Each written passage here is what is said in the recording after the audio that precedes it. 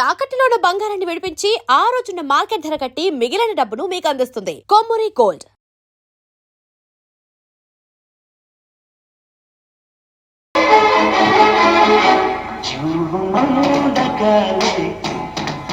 Hello yes, welcome to our channel. నేను మీ anchor Rebecca. ఈరోజు మనతో పాటు యూట్యూబ్లో నిన్నటి వరకు ఒక లెక్క, ఈరోజు ఇంకో లెక్క అనేటువంటి బయోనే చేంజ్ చేసి మరి ఆ బయోలో రాసుకున్నటువంటి బయోపిక్ని ఈరోజు ఆయన జీవిత లక్ష్యంగా మార్చుకున్నారు. తనెవరో కాదు, పొట్టి మామ. సో నిన్నటి వరకు యూట్యూబ్లో చూసినటువంటి తీరు వేరు, ఈరోజు ఇంకో తీరు వేరు. మాట్లాడేదమ్మా? హాయ్ అండి, నమస్తే. మిమ్మల్ని ఏమని పిలవమంటారు? పొట్టి మామ అని పిలవమంటారా? మీకు ఎలా పిలిస్తే హ్యాపీగా ఉంటుంది? నాకు పొట్టి మామ అంటే హ్యాపీ. నా పేరు Ravindra Kumar. Yeah. So first of all నిన్ను మీరు మీ జీవిత లక్ష్యంగా పెట్టుకున్నటువంటి ఏదైతే చిరు సార్ని కలవాలి అనుకున్నారో, సో ఆల్రెడీ అది కోరిక నెరవేరినట్టే. మీకు ఎలా అనిపిస్తుంది? ఫీల్ చాలా సంతోషం అమ్మా. ఎక్కడ పొందని అనుభూతిని పొందారు. సో ఎందుకని చిరంజీవి గారిని కలవాలని కానీ? ఎందుకంటే మీ మొత్తం వీడియోస్ అన్నీ చూసాము, అన్నిట్లో ఆయన సాంగ్ తప్ప ఇంకో సాంగ్ ఉండదు. మ్యాక్సిమం 99% ఆయనవే ఉంటాయి. సో ఎందుకు అంటే ఆయన అంటే ఇష్టమా? ఎలా మీరు అంటే ఈ సాంగ్ చేసిన ప్రతి సాంగ్ను చేయాలని ఉంటుంది, కానీ ఎక్కువ చిరంజీవి సారు సాంగ్సే తీసుకున్నా.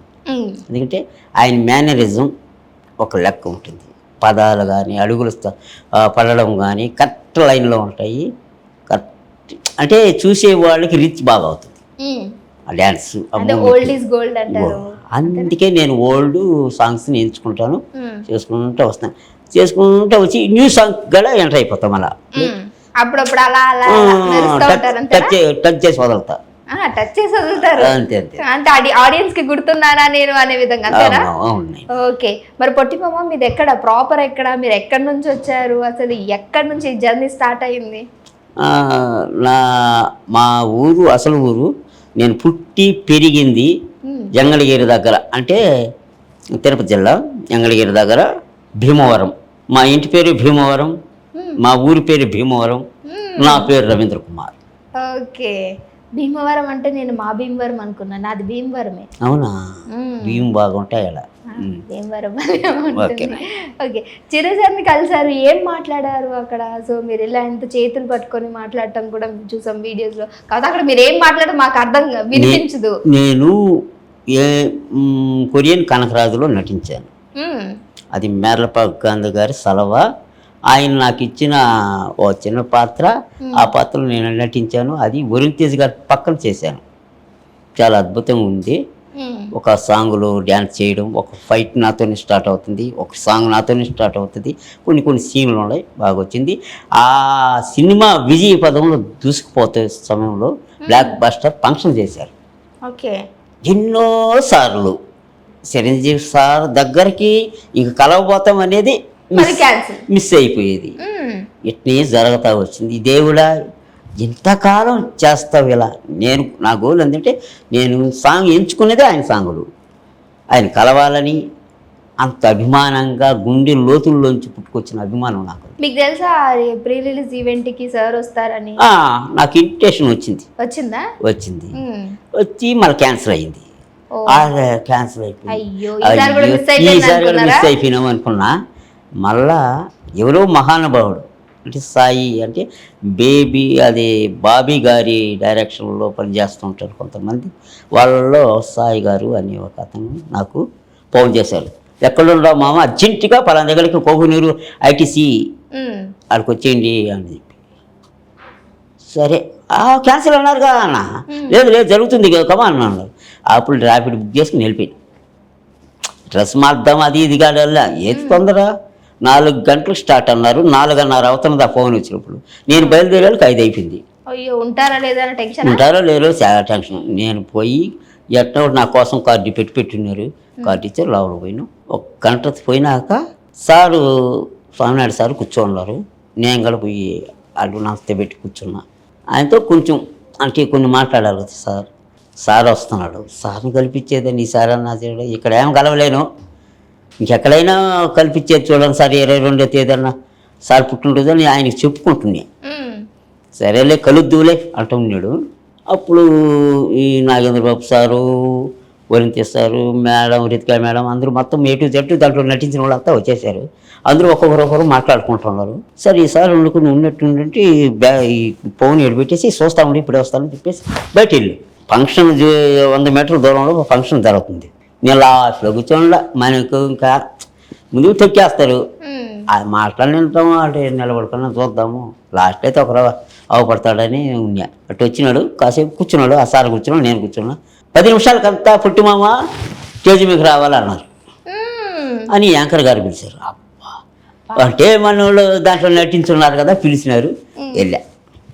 వెళ్ళేటప్పుడు మా ఇళ్ళలో ఫిగులు అన్నీ పడుతూ వచ్చినారు.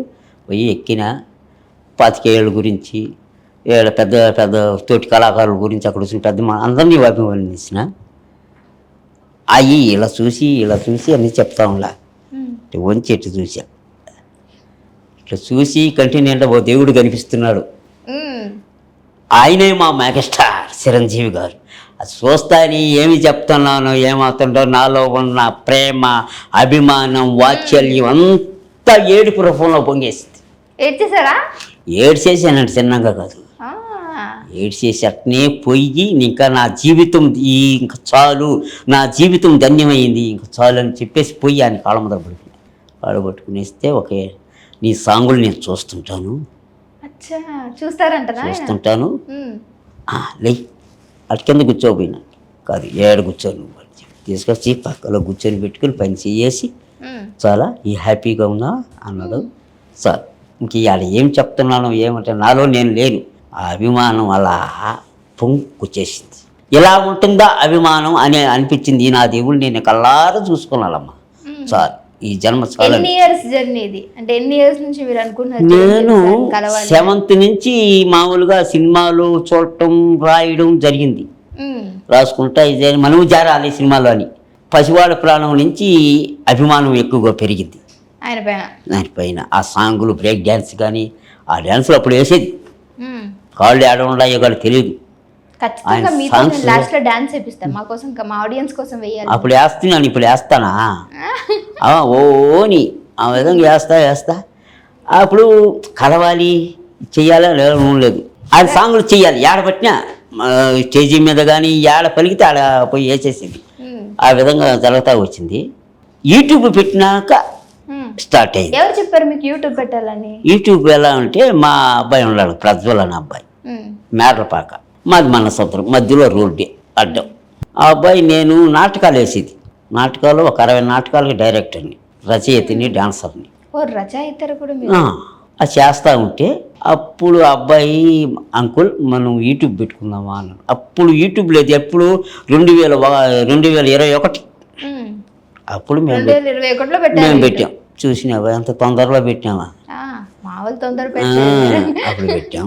అప్పటి నుంచి మా జర్నీ స్టార్ట్ అయిపోయింది. పెట్టుకున్నామా అని చెప్పి ఒక చిన్న సాంగ్ ఇది ఇలా స్కిట్లు రాసుకునేది.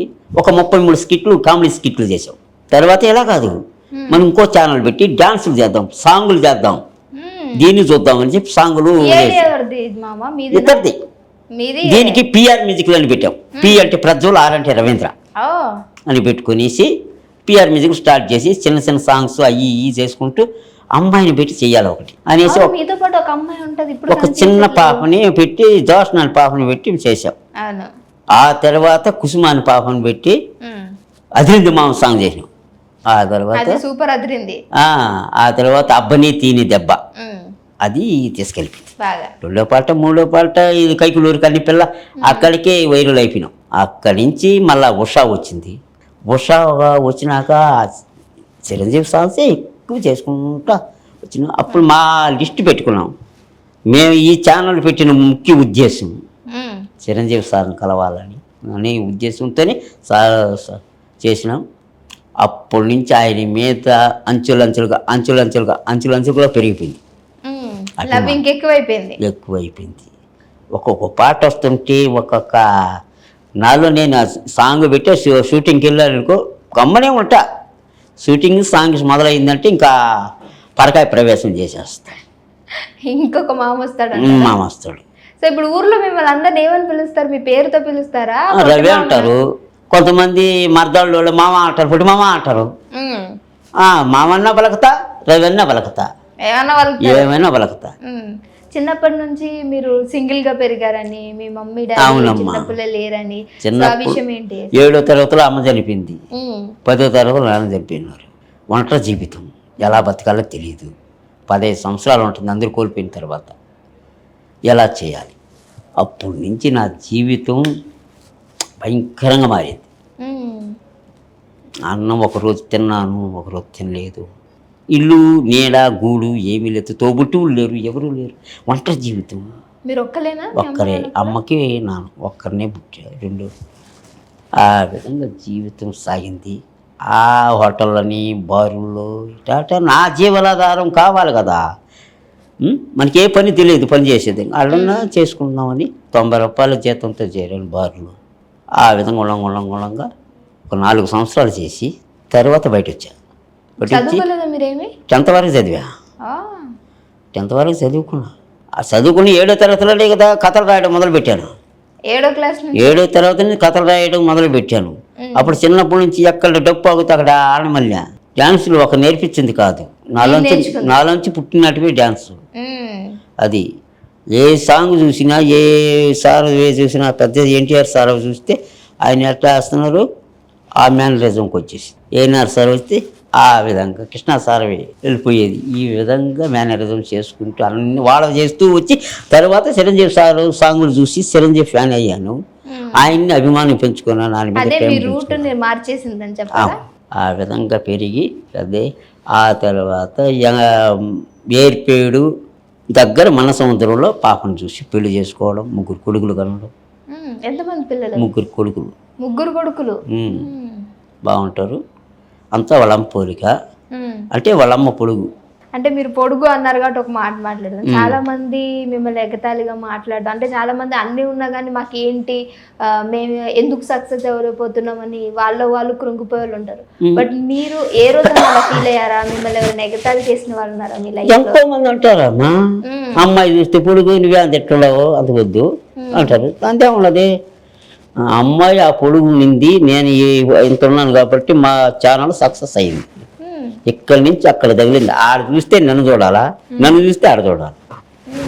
అక్కడ అందం ఉంటుంది, ఇక్కడ చందం ఉంటుంది. అప్పుడు ఆమె అందంగా ఉంటుంది కదా, నేను వేసే డ్యాన్స్కి ఆమెకి సరిపోతుంది. చూస్తే ఖచ్చితంగా కరెక్ట్గా పడతా ఉంటాయి స్టెప్పులు. ఆడ ఏంటంటే చూడ మామకి ఎటువంటి అదృష్టం మనకి లేదే, మామ ఎవరైనా గురుకులు కానీ లేదురా అది కామెంట్లు ఉంటాయి.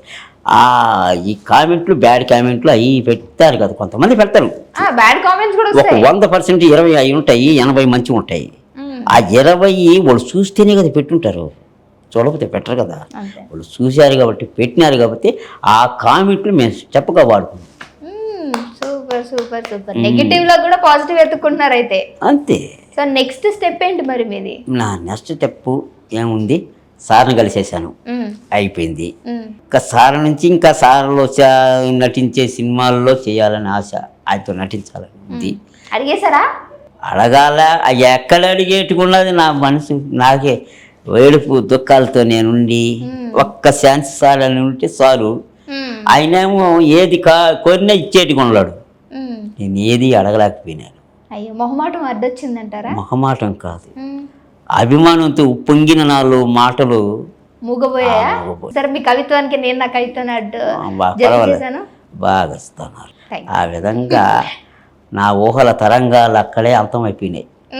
ఆయన చూస్తానే ఎటుపోయినాయి, మామి అయిపోయినాయి. నేను కట్టుకున్న గాలి మేడలు ఎట్ట వెళ్ళిపోయినాయి.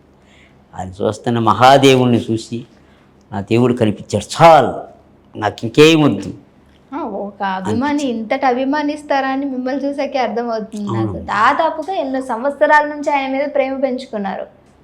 కోట్లు లేకపోయినా బాధ లేదు, అభిమానం లేకపోతే. ఒక అభిమానం నటుడిని ఏదైనా అన్నా కూడా ఒప్పుకోరు. ఒక దేవుణ్ణి, అమ్మా నాన్నని ఏదైనా తిట్టినా కూడా ఏదైనా ఒప్పుకుంటున్నారు, కానీ అభిమానం నటుడిని ఏదైనా తిట్టినా ఒప్పుకోరు కొంతమంది. అంతవరకు ఏడాదాకా మునిగిపోయి ఉంటారు. ఆ మునిగిపోయిన వాళ్ళలో నేను ఒక్కడిని. ఆయనకే నా జీవితం అంకితం అని అనిపించింది నాకు. చాలు, ఇంకా నాకు నా జీవితం ధన్యం అని స్టేజీ మీద చెప్పి దిగిన.